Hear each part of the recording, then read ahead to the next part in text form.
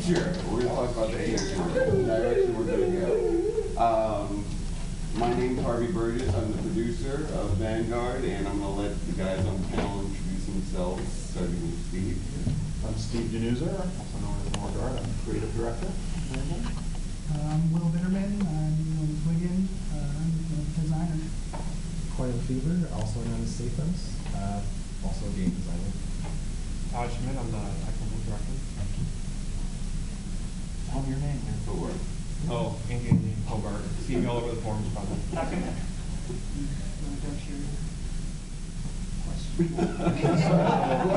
We'll vouch for him. Trust me, we will vouch for him.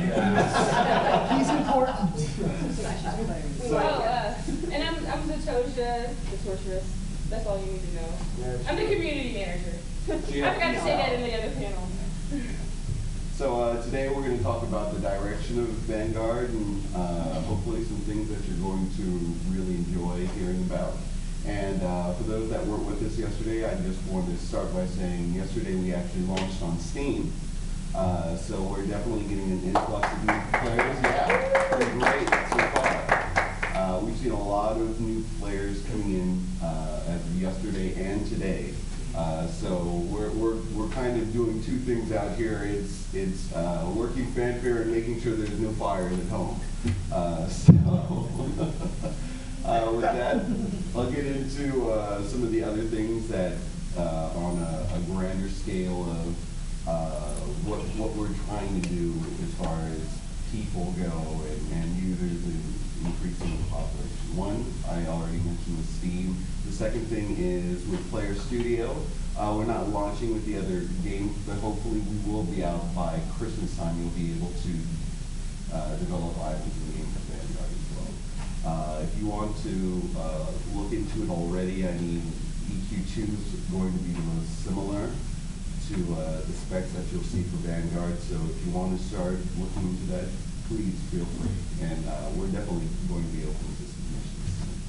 So with that, I will give it to Steve to take over and start talking about some of the things.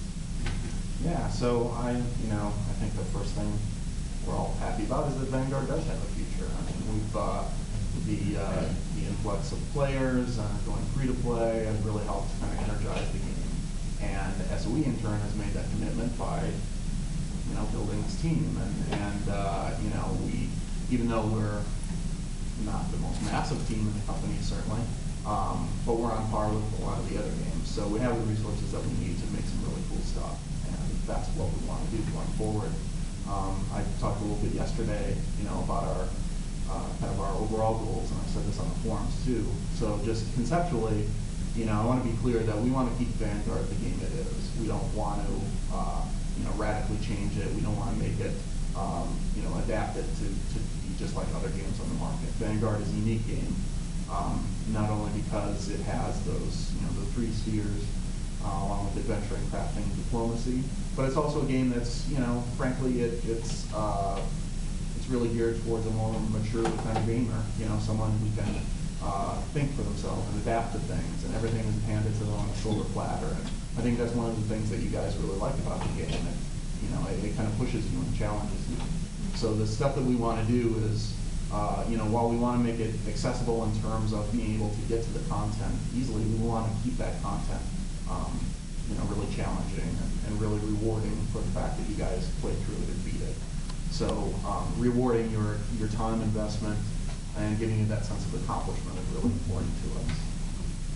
So we have those, these kind of different goals. Certainly we're going to keep up on bug fixing and performance improvements. That's something, Todd can talk about how dedicated he is to that.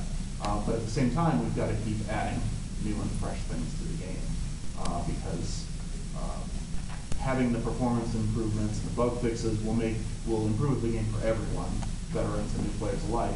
But it'll also allow those new players who come in to not bounce off the game. We don't want them to hit bugs and impediments to just enjoying the content that's there. So that's a big driver for us. And the thing that you guys are probably most interested in is about hearing the other part, which is the new content that we intend to deliver. So obviously The first thing on the agenda is City of Brass. That's been something that's been in the works for a while. And we've had a renewed push to get that out the door. So that will be coming out in November. Some of you have already committed to helping us test that content, which is awesome because we really need your help to do that and make sure that it's something that's fun and rewarding for you guys. So we're going to have some focus tests on that and get some of you folks on test. And if any of you others are interested, please just let us know and we can set some time aside to do that because the more people that run through it, the better the content will be. One of the things that's been holding the release of it back a little bit was getting some of the art bugs fixed. So things like places where you might fall through the zone or encounter other issues like that. And with our continued focus on getting our art pipelines up and running, getting it so we can put some not only new art in the game, but fixing some of the problems that were there, that's going to allow us to make COB just a lot smoother experience for you. And again, let you focus on the content that's there rather than, oh, here's another issue that I encountered, or here's another place that I've fallen through the world.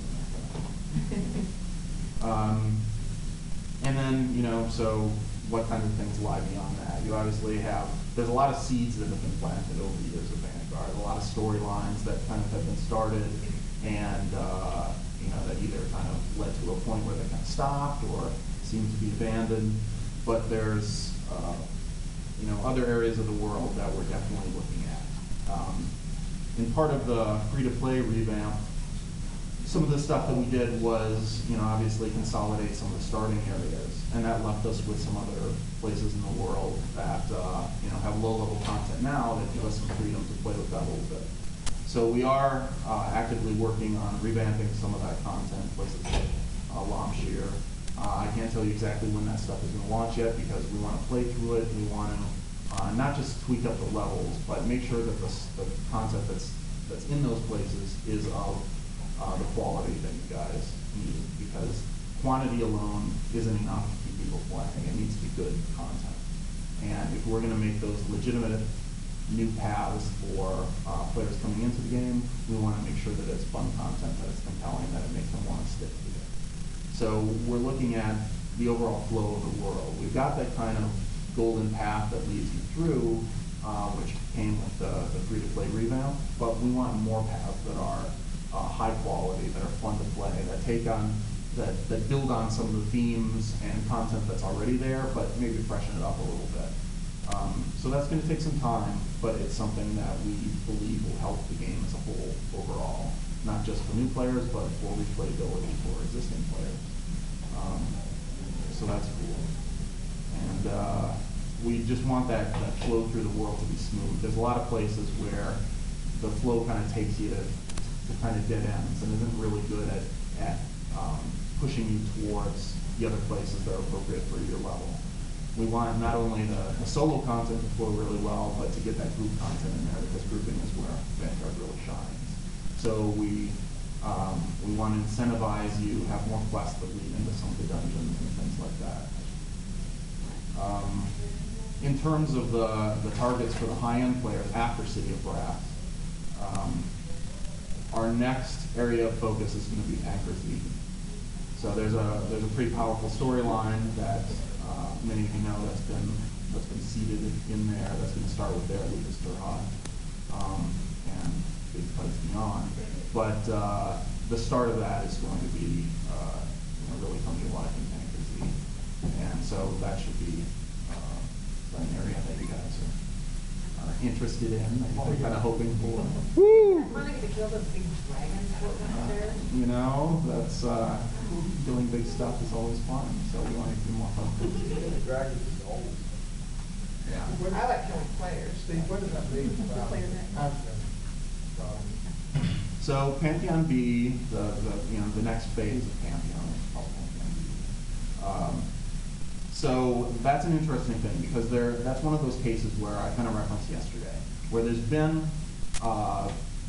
the history of Vanguard development has had its ups and downs in the past. So there was work done on Pantheon, beyond Pantheon A, to continue that storyline. The problem is we don't necessarily have all the documentation we need to know all that we need to know about that content. And we want to make sure that what we release beyond that is solid, because this is endgame stuff, and it's progressing that storyline. And the intent was for that, the next phase of that zone to be for raiders to take your Pantheon gear and give you those upgrades to it. So we want that. We want to make sure that how usable the stuff that's been done so far is versus whether we should take a step back and just kind of from the ground up make sure that the content that we're putting in is of the quality level that we need. So it's going to take us some time to sort through that. That's one of those things that's frankly going to be a big project because it's important to get right. So what we want to do, rather than release City of Brass, turn right to Pantheon B, and have a fairly long time before we get you guys any more new stuff, we'd rather we can do Panker Z in less time, frankly, than it would take us to do Pantheon. So we definitely want to get there, but we want to get you some more content in the meantime, while we can spend some resources figuring out, okay, what's here? Is it good enough? Is it fun? What do we have to do to get this working the way we want it to work? But Vanguard, the MFB, price and free content. Yeah, you guys want to talk about what Will's been looking at that? Pancor Z is going to be both group and some raids. It'll culminate in some raids because it's not really fair to do justice to the big dragons there and the story there with a small group of players. So you'll go in and it will start group and you'll digest a lot of that content and it'll progress harder and harder and harder, and then you'll hit a point where it will go into a raid situation. 24 is mostly what we're looking at. We don't want to split it up into forcing groups to maintain a 12-man and a 24-man for the same area. Even though we kind of wanted to do that because we wanted to have more progression, it's just, I've been in guilds trying to maintain multiple raid forces, and it does make it difficult. Yeah, who has to sit out on this one, and oh, you're the B team for this. Yeah. It's just something I don't want to do to players. But it'll culminate in some 24-man raids. We're waiting to see how you guys digest and like City of Brass, because we've done some unique mechanics there. We want to see how you guys like them, how those go over, so then when we do the bosses, we can do bosses that are challenging in the way that you guys like. Because sometimes we design things that behind the scenes it's really cool, like I learned a lot in making this fight, but then going through and playing it, it's just not fun. And we want to avoid not fun as much as we can. Does City of Brass tie into the closing of the Gnome City?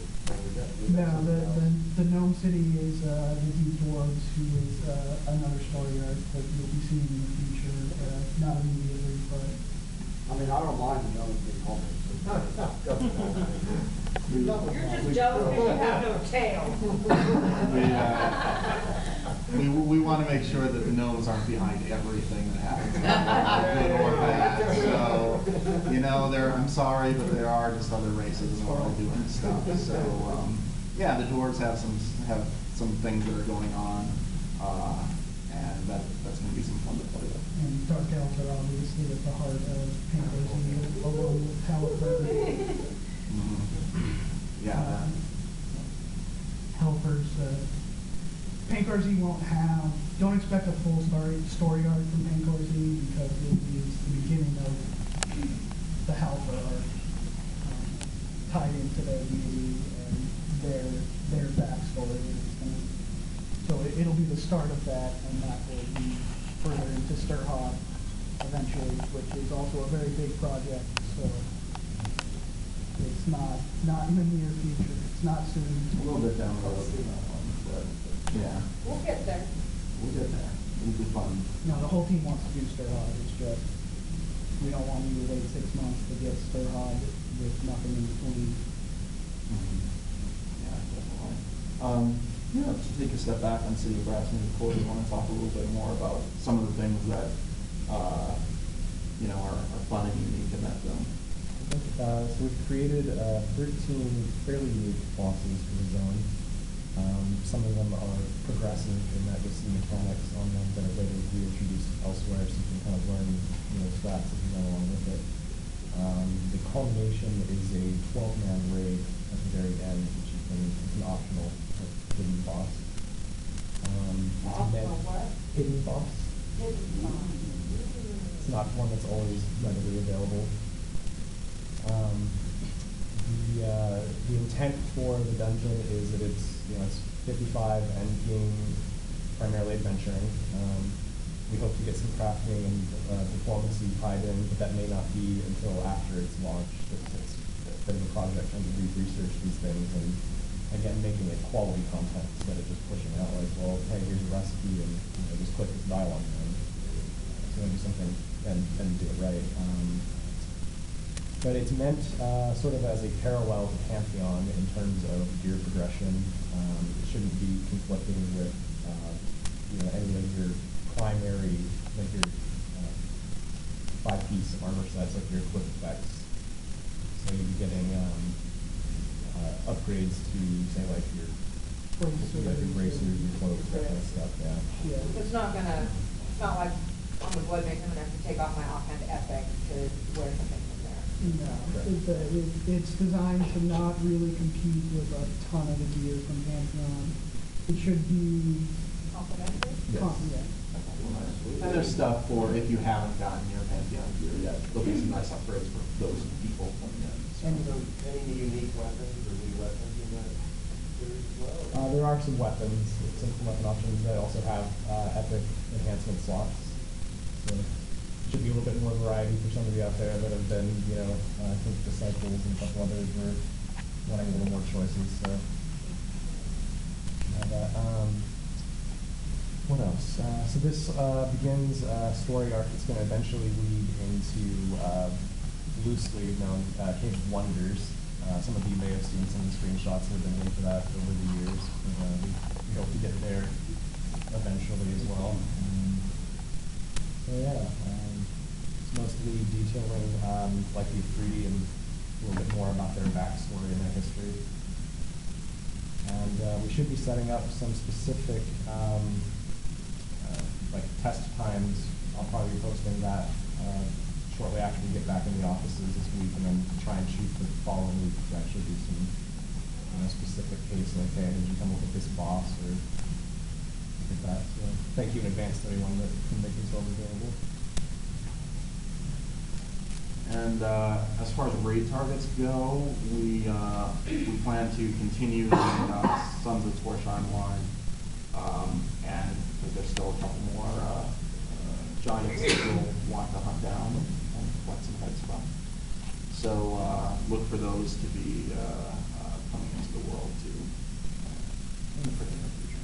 Sorry to interrupt you again, but along that line, can we get a revamp of the head quest? Some of the gear that we get from the head quest now is not in line with what we get from Courier or other end-to-end mobs. Sure. It's nice to be able to get markings ahead and get the arms from that, or shoulders from that. For example, really useful things like Warlord. You can't have any head on the back, but that's about the only place that is useful. Okay. I'll take a look at that. On a similar note, the Trial Island gives a full set of, visible gear, but if you start at one of the other starting spots, it's a little bit sporadic. You get a couple pairs of pants before, which I don't really like to wear pants, but or you get like a shirt or something. I don't know if that's What you don't know is we all game naked in Vanguard, so it's okay. That's a different panel. We didn't really want that brought up in this one. But no, that's one of the things actually that I've been encouraging the team to do is we're doing some more internal play tests and starting with the Trial Island and the other starting zones. And that's one of the things that I've noticed is that the Isle of Dawn gives you a very nice gear progression that leads you to a chess piece at the end kind of thing, and then some other pieces if you do the group content. the other places don't. It's in a different order and it's spotty and stuff like that. So we definitely want to go through and smooth those out as well, because we'd like for those to be just as viable and just as fun starting experiences as the Isle Dome. I love the Isle, but I have like 8 faults that I've taken through it, and I want to try the other ones too, but then I'm less year. Yeah. And I'm, the opposite, the played for 6 or 7 years, almost all of mine were started not on IOD, and then when it came out, I was really impressed with that. And, I tell people, if all you're gonna do is kill things, you can start anywhere, it's fine. If you really wanna learn crafting, if you really wanna learn Diplo, that's the place you need to go. Even if you wanna learn it on a higher tune, roll a baby, start it on IOD, learn it, and then go redo it on your other tune. So I'm really impressed with that. And just to clarify, were you talking adventuring or were you talking diplomacy? Me specifically adventuring. Okay. And with crafting and diplomacy, originally we didn't call out crafting and diplomacy. They had their starter quests, but there were no leaders to them, and that was intentional for the initial starting release. It was to keep population down on Isle to help with performance. If people found them, we were fine with people doing them, staying, but we didn't want to encourage people to stay on Isle longer than they needed to. In an upcoming patch, we will be adding new quests so that everyone will. All of my characters have to go through all of them before it doesn't, this is my personal rule. Yeah. And there are several things there that I still can't do.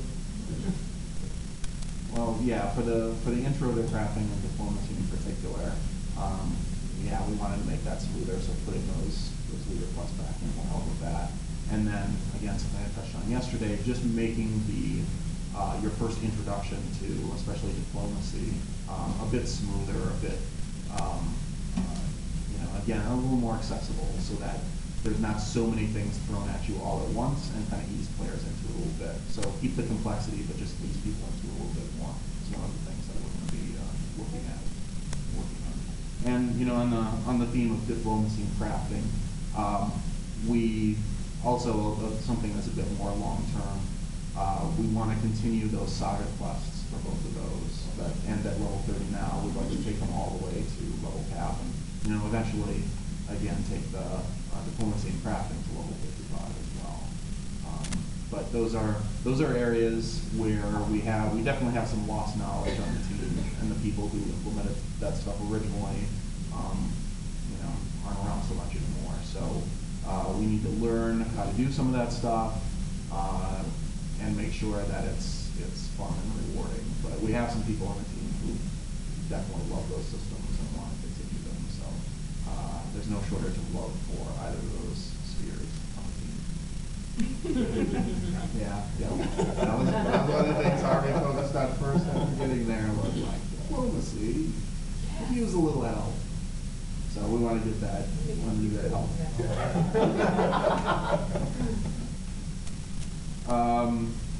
So yeah, and just in terms of, I don't want to. There's a lot of things that we talk about on the team, obviously, and I don't want to throw too much stuff out to get your hopes up, because some of these things will just end up being, farther down the road, and it'll be a while. And Vanguard kind of has a history of letting slip a lot of things and making references to things that end up not showing up ever, or stuff like that. But one of the things that's really struck me since coming on the project is not only the scope of the world, how huge it is, but how much stuff is there kind of waiting to have something done with it.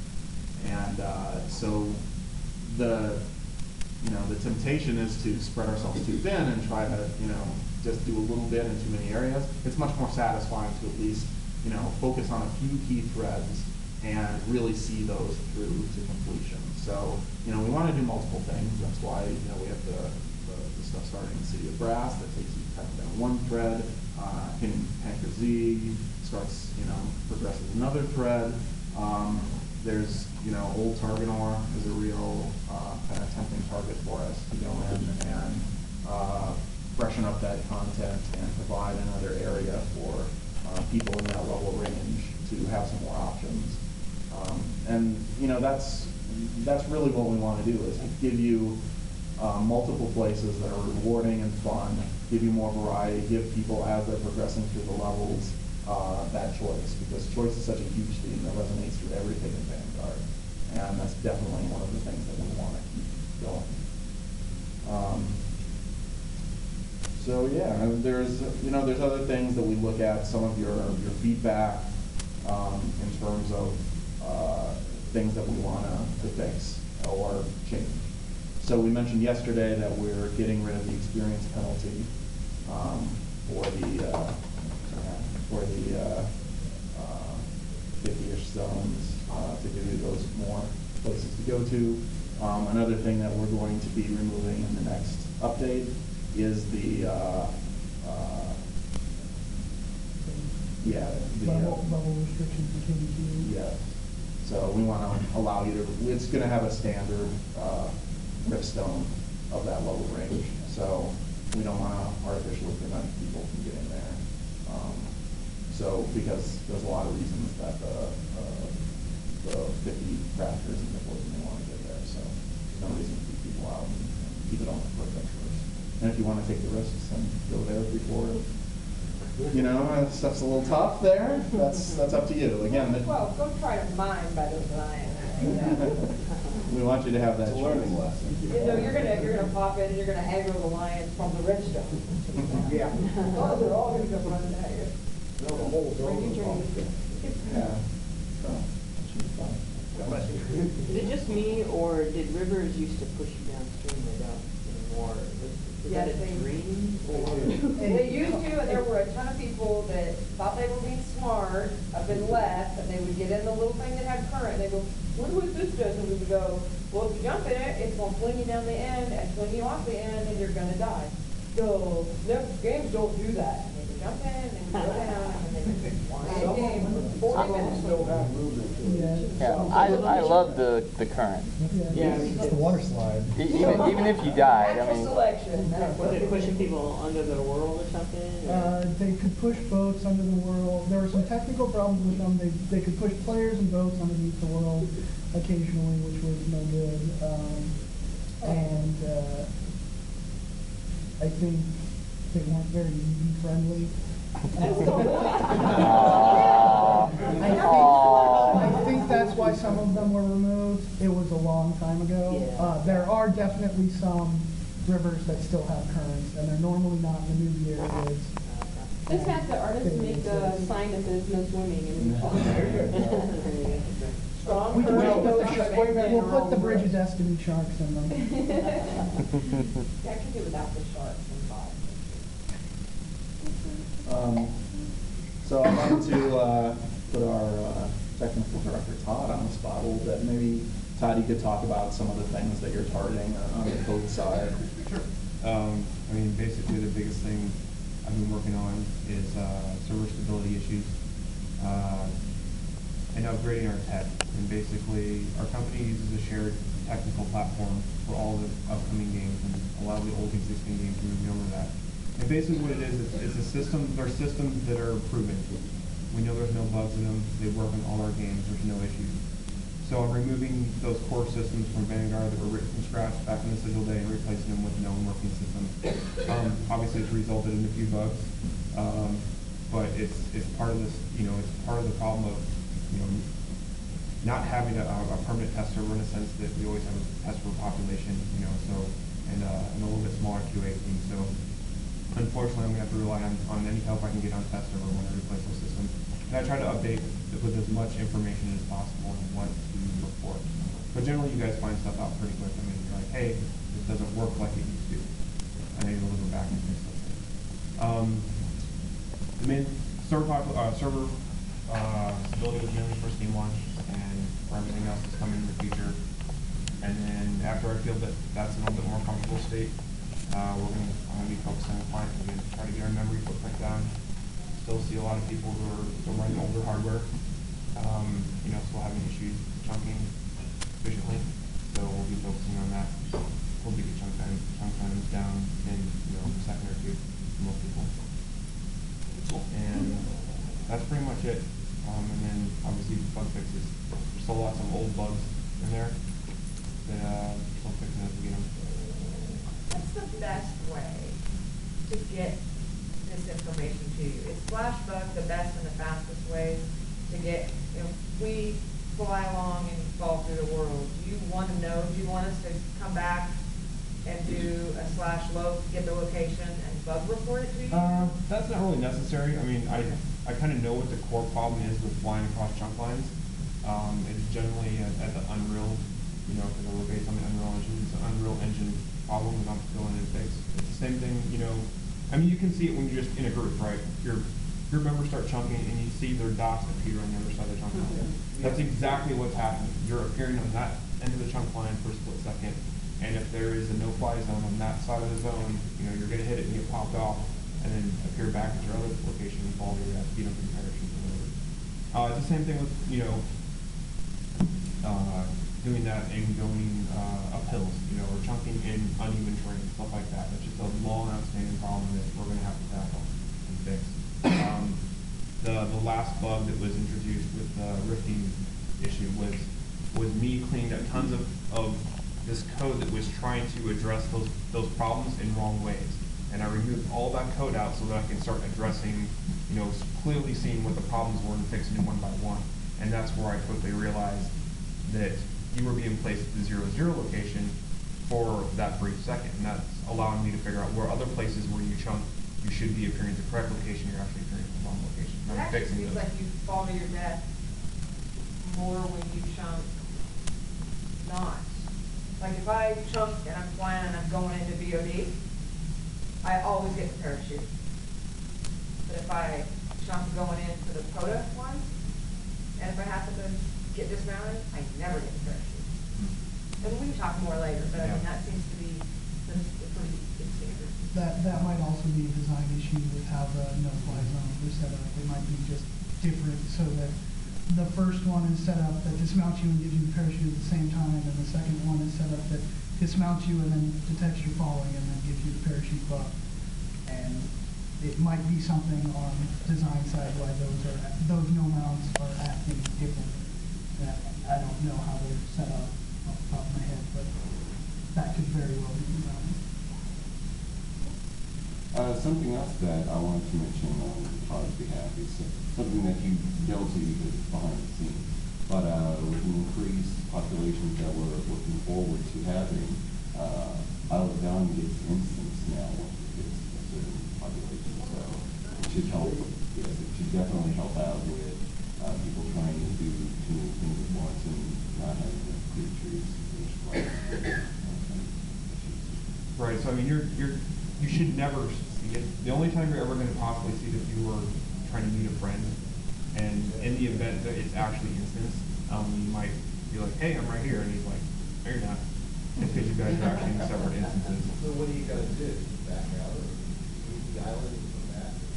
Right now, I mean, well, for a temporary workaround to that is you can just log out and log back in, and you have a 50-50 chance of going back to another one. It balances population.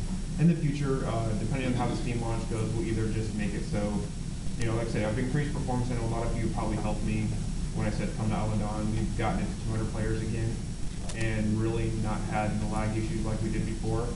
This is more of in case Steam really goes crazy. In case we're getting thousands of people trying to cram into the server at once, we need to instance that because we really don't want to stand up a new server just to handle Isle of Dawn population. So after this launch, it may never instance again, and that would just for this purpose. And obviously, all we're not going to be instancing the game. I mean that's the core thing about Vanguard. It's a seamless world. It's one big massive thing. We're not going to introduce instancing like that. It just doesn't fit because of our everything's tied together. Thanks for removing Randolph's lines over that. Yeah. Yes. That's not sarcasm. I haven't earned the right to fly unless I get some It will be only Christmas flight hours from now on. So will your continue testing and removal of some code with your new code, will that have an impact on UI files? Right now, we really haven't touched UI too much, other than when we introduced the new marketplace, and that was, you know, totally forgot at the time, like, oh yeah, probably 99% of our players use custom UIs. Kind of forgot to mention the fact that, oh yeah, we introduced some stuff and now you can still work this. No, I mean, it got fixed pretty quickly. Yeah, no, it did. A lot of the modders have actually said, well, no, all you need to do is just move this file. It was pretty much just addition of new files. We didn't really, the only couple things we modified was adding some new pop-ups to some existing files. So, going forward, I've been trying to make sure that when we make small changes to the UI, we just put a patch on, hey, we changed this UI file, so you guys can just go check. You know, just like the character slot thing, it's just a couple new UI elements. And we did that a couple of times. The way you're on the forum, I do appreciate you putting that in. Yeah. So we're gonna, you know, and also just I've been really diligent lately of just making sure I update test server 2 or 3 days in advance before we're gonna push live. And if you just patch between them, you can see what new files you're gonna get. Like probably the next big patch. Well, the next patch we have probably won't be big. The next one will have a considerable number of art changes in it. Our artist has been spending the last few weeks just fixing, you know, all the stairs, all the people who listed all the stairs bugs they've gone through. They went through the list that was on. They went through every single one of those, and they either fixed or modified in such that they can get at them. You're greatly hearing my ear yelling. There's a lot of other simple things. I mean, holes in geometry. You know, we put some rocks over it. There's probably about. Yeah, and that's the easiest thing to do, honestly. I mean, editing terrain and getting our terrain editor up and fully functional and is a little bit difficult right now. Just putting a rock over a location and saying that's going to fix it is a lot easier. You know, we'll have to rebuild some pathing data, stuff like that. So you might see some different changes in those zones, and that's one thing we'll have to test is. We haven't had to repath the zone since we started back up again. We're going to have to go through that whole process of, okay, we're going to repath this. Did we break anything? And so, you know, again, I'll ask for help because on test server, it's like, hey, we repath these zones, make sure pets still follow you, make sure everything else still seems fine. Hopping out of the water. Sometimes in some areas you kind of really kind of like fly out of the water. Is that related? That kind of related to the stairs? Yes and no. There's generally the physics system. The Unreal physics system really doesn't play well with MMO physics in terms of what players like to do. It's more of a first-person physics system. So, I mean, I don't know if you know, but I worked for Sigil. I worked at SOE, then I went to Sigil for about 2 years, and then I came back. And back in that time, I know people spent considerable amount of time trying to massage the first-person physics system to get it to do what they want. Some things were okay, some things broke more things than they actually fixed. So we're going to go through and just evaluate whether or not, you know, a simple thing of like, well, we don't want people to climb walls like, or climb steep terrain like this. It probably is what's causing the fall to the world when you fly into a mountain, swim in a mountain, all of it. So we're going to reevaluate those things. And instead of really spending tons of man hours trying to fix the physics system, we're just going to probably revert those changes. Just go back and be like, look, it didn't break anything until this point. We're just going to go back to that. And then we'll reevaluate whether it really breaks content or breaks something else, and we'll address it the proper way again after that. So, a couple weeks ago, she got her first boat, and although she can't park it very well, she's had just an awesome time, and me too. Like, we'll get our guildmates on the boat, and we'll go adventuring. And anyways, we found it like really rewarding and fun. It's completely unique to Vanguard. I don't know any other MMO that has piloted ships, but it'd be really cool if there was content that maybe went along with it. Because right now it's more of a novelty than anything. Other than they're really fast, not as quick as it risk, though. There was intended. That was, I mean, the not really done fishing system was supposed to be somewhat tied into that. I mean, you can fish from your boat. Right now, at least I believe you can. So the idea was sea monster. There's some fish that you can only get. right. So that was supposed to be expanded on, a little bit more effort into that. Obviously, the fishing system was put in by a developer on his spare time. It really wasn't a lot of it. It's something he always wanted to do. So there wasn't necessarily a lot of design support for it at the time. So it's one of those things where we'll have to evaluate based on all of the other things we have to do, and see if we can get to that. Obviously, you know, there's tons of ocean tiles and chunks Yeah. and stuff like that out there. So yeah, maybe. Yeah, we need to see that because it is so unique, you know, where you had to go out and you would have to form, you know, you'd have to have 4 ships in a box, you'd have to fish up some monster and kill everybody but me. What about Justin? Ooh, I like that better. An anti-gnome, Yes. That's okay, I wasn't. There's just random stuff out there. Because the first time I came across a sea game, I was like, On the UI side, one of the things that bugs me as a UI modder is I switch back and forth with default a lot just to see what the element should look like in the default before I put it in on my custom UI. Doing that actually loses me all of my hot buttons because the actual keys themselves are stored server side, although the UI save and UI load command stores the physical location of the hot bars on the screen. Client side, the buttons themselves in those locations are all stored server side. Right. Can we get something tied into the UI save and UI load command to store the physical hot keys on the server side alongside the storage of the hot bar locations? Client side? Oh, I see what you're saying. I'll have to take a look at that. I know I actually forget what all the storage server stuff is, but I do see it. I'll have to see how that's set up. Basically, when you set up a macro or something like that, sometimes if you try, like if I logged into my character on that computer, my main, I would lose all my hotkeys. Yeah. When we went back to our. And we went back to our computers over here, or at home. So if there's somewhere Unless we. it's on the scrollable. You use the scrollable and it's on there, it'll stay there, but like on. You mean for the left or right and So, the additional so one? Core UI, for example, uses the scrollable hotbar as the primary hotbar, and that's got a whole bunch of extra hotbars built in that you can call up and populate. The physical location of where those hotbars are on the screen is stored client side. Okay. And so I've got, in Core UI, I've got built in a bunch of preset saves according to the class and military group or so on. That saves the physical location of the bars, but needs to get back to your physical location. It doesn't say what's populated in those bars. Okay. That is all Okay. stored server side. And so, like I said, switching backwards and forwards on a big two between default or between drops or between core or whatever, however you want to do it, however you switch it around, the moment you go back to your custom UI of choice, you've lost everything in those custom hotbars. Yeah, that may be one of those things where I ask for more details in the tester, and be like, hey, can you give me more details on this? Especially screenshots, stuff like that, will make it more clear. The save and load buttons are really, really easy.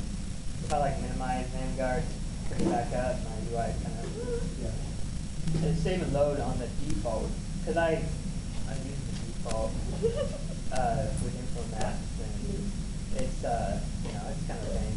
Because every class has like different stuff, sometimes not forms, stuff. Yeah, it's hard without saving the UI. Could our bots get our drums back? What's that? Could our bots get our drums back, please? Eventually. So yeah, so that's another one of those topics that we've looked at. You know, I have looked through your hot button issues that you guys have been posting, and so I definitely we want to have the Bard songs have meaning. The problem is all the incredible amounts of multiplying of buffs and things like that just take it to such extreme levels that, we don't want that. So we want to find a way to systemically kind of fix that so that the bar drums can still have an effect, but it's not multiplying everything and just taking it to a power of 10 as far as. Every guard I've spoken to on this would be happy to have the modifier knocked down by a factor, but actually still be useful. So we're not, I understand the issue of having a card that can run at 800, 900 run speed, just faster than most of my tunes can fly at. But I do appreciate that, and I do understand the issue. I'd be happy with it to be knocked down and be running at 300, 400, So the problem is the way the math is done on the Bard thing, or on the Bard modifiers for run speed is it multiplies, instead of multiplying the additional run speed, it multiplies by whatever the run speed modifier is. So when we change run speed, we put in 101 is 1%. But if you have a 25% mod on that, that then goes to 26% change.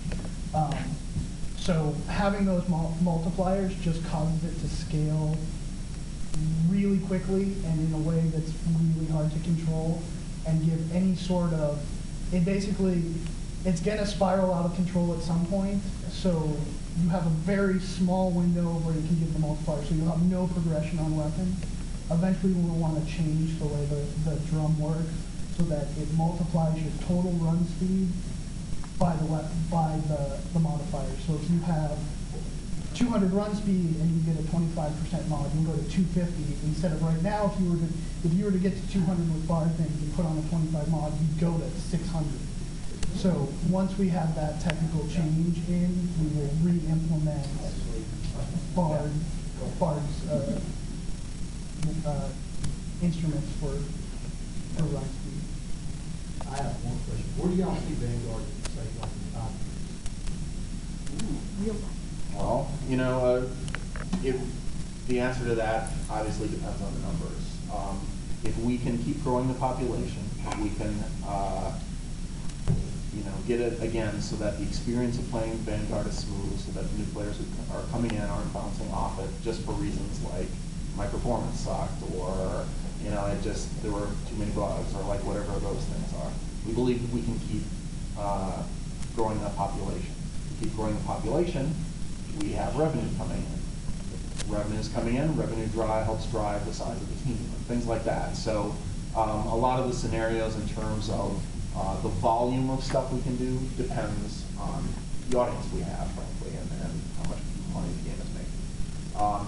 So to give you a specific answer is tough because it kind of depends on how the game does. If we can be successful, let's just say even at a modest pace where the game can is profitable, it does good business for SOE. SOE wants to maintain investment in it, and things are going well. The team, like I've said before, we have a lot of, myself included, fresh people coming to the project. We have a lot to learn. But the more we learn, the faster we can do stuff. The faster we can do stuff, the more content that we can deliver to you guys. So what I'd like to say is we're going to focus on improving the experience overall, but the long-term goal is to look at the world, flesh out those areas, those storylines, those zones, those dungeons that have so much potential in them now, and really make them shine, really make them be fun places to go. So, there's a thread that I really liked on the boards that was kind of bumped up from a long time ago, listing all these dungeons that exist in the world, or that have been mentioned, or they might be there and they might not. I'd love to bring those places to life, and keep progressing the content, keep make sure that the experience is smooth and there's lots of diversity for people at the lower end of the game, but have lots of diversity at the high end of the game too. So there's lots of places for people to go and new challenges to face and a lot of progression in terms of your characters. So that's the short answer. And then how fast we can get there all just depends on how the game keeps doing and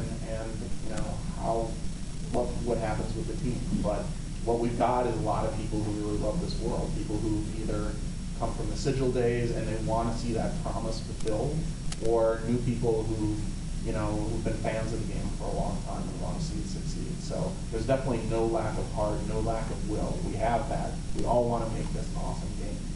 And so it just becomes a matter of how fast we can get there. But we're going to keep making steady progress on it. We're going to keep improving things. We're going to keep adding new stuff. And we'd love for this game to keep continuing. And once we fill up all the land that's there's lots of other continents and expansion places to take the game to. So I'd love to see that happen as well. Yeah, and just from the standpoint of SOE believes in this game. I mean, we launched free to play, we launched on Steam now, we're part of the Steven deal, so we'll be getting more exposure internationally. I mean, we're going to be around for a long time. What do you say to people who ask, what's different about this from, say, if I want to go play a game, and what's different between this and EverQuest or some of the other games? And, you know, just in terms of, again, how the world was architected, it's this vast open world, it's beautiful, lots of places to see and explore. That's a huge draw for that explorer mindset of gamer that really wants to be able to see a mountain in the distance or see some weird entrance to something and go actually find what that is. We want to make all those experiences rewarding because you can do that now. You can go to these places. Not all of them lead anywhere. Not all of them, you know, have a fun dungeon attached to them. That's what I'm saying about fleshing out the world, really building it up. So making it so wherever you look, wherever you point, there's something cool, you go there, you're rewarded for that exploration. So that's one of the things that really helps it stand out from other games. The 3 spheres, not just adventuring, but having crafting and diplomacy, and having those be really meaty systems that have a lot of depth to them, that let you think and not just hit one button and crank out an item. You know, there's a lot of complexity there, and we want to, again, we want to keep that depth to it. We want to expand upon that. We want to reward those people who really love those spheres and let them take those and keep building on those. There's a lot of, you know, class mechanics to the game. Blood mages, for example, that still get talked about as. All the class choices are fun. Yeah, there's some really cool mechanics that you don't see in other games. Defensive targets. You know, there's just a lot of stuff that even today, if you go on some of the old established message boards like Fires of Heaven and stuff, people still point to Vanguard as saying, you know, other games should have that stuff because they did it really well in there. So there's just, you know, there's a lot of things about the boats, you know, having your own ships and sailing around, and like all that kind of stuff. There's just a lot that rewards you for investing in this world. You make me want to go play right now. That's where I'm sorry. I would, but they told me I couldn't upload my custom UI.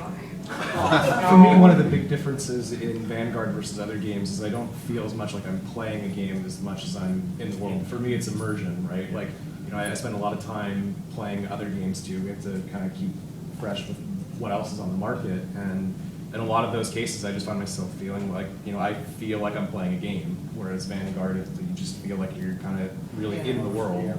And I mean, we are small, so you know, there's a lot of people on our server that, you know, we've played this game together for 5, 6 years. We have people that have gotten married. You know, we've had people that, you know, unfortunately have passed, and you know, we've gone to funerals and kids have gone off to college and all sorts of stuff. So it really is, I think because it's a more complex game, it is a more adult crowd, although we do have, God forbid, we do have some children that play, that try vacations, but it is just a different community. And I think the community in Vanguard is probably right up there near the spheres, and just the world is just beautiful to help keep it around.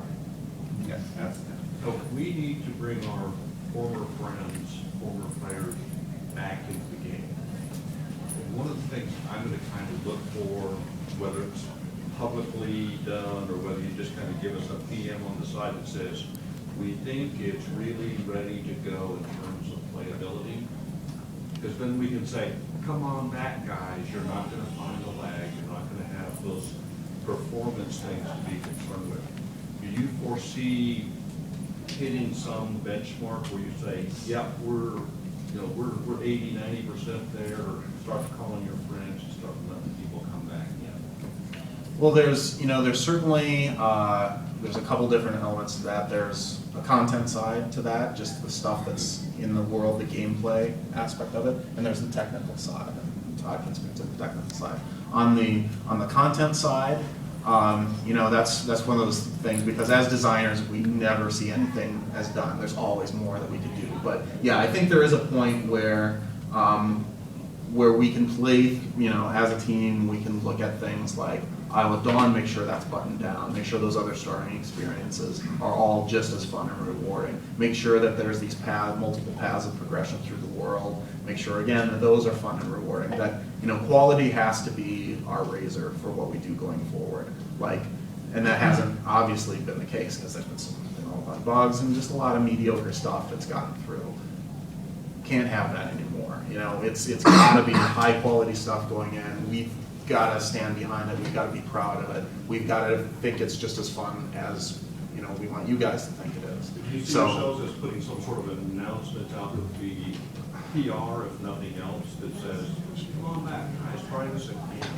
Yeah, I don't know. That's our marketing team is always eager for stuff like that. So, you know, they look to, you know, marketing actually does look to the game teams a lot to help drive that sort of thing. So if we reached a point where we wanted to say, look, we've got a lot of new stuff in there, we've launched some new dungeons, we've got some new content, we've got some progression, the server-side optimization stuff has been going really well, we've got performance at a place that's really great, let's talk about a campaign that we could do. They would be absolutely open to that. Yeah, stuff. there's definitely a lot of stuff planned with that, because they actually did some marketing that you guys probably not even seeing, because it's going towards people that aren't playing the game. So they put it on hold with the stability issues, and they're ready to turn it back on, so. Last question right here. Yes, I have a question, of course, for down but I've always felt that Vanguard had the potential to have great air and armor battles. And I'm now playing Guild Wars 2, and there are missions where you have to escort, let's say, a cart from point A to point B. And they reminded me of all things a convoy escort in World War II. So I thought back about Vanguard and how this could be if developed a form of emergent gameplay. You have to escort, let's say, a convoy, or maybe you move from point A to point B, but there are enemies attacking you from the sky, so your friends take off from the bridges or fly air cover like in a camp and everything. And I have always felt that Vanguard has this unique potential to develop the war and adventures on the sea. Wizards fight, fireball, like the Saints and everything. Are you considering to take this step if your contract goes well? Well, you know, certainly, you know, apart from any particular example of that kind of thing, I think the theme of emergent gameplay is something that you know you're gonna see manifest in a lot of SOE titles. And for Vanguard, you know, what I'd like to do is eventually, you know, again, as our tools and our tech and our team matures and we can do stuff like this, I would like to have content in the game that feels more dynamic, and it's rather than just NPCs standing around or milling about and kind of giving you these quests, to have things happen in the world and that kind of drive the storyline. So that's a way to make the world feel like it's a living place, a changing place. And you know, again, we need a certain cadence to our content development to make that happen. But I would love to see that as a way of, because you're right, it is one of those things that Vanguard has a lot of potential to do in terms of having things going on in the world, whether it be caravans or ships traveling, and having players jump in and participate in that action. That's one of those kind of holy grail things for MMOs that really play off the social interaction. And so, yeah, I'd definitely love to do that. Can we do it today?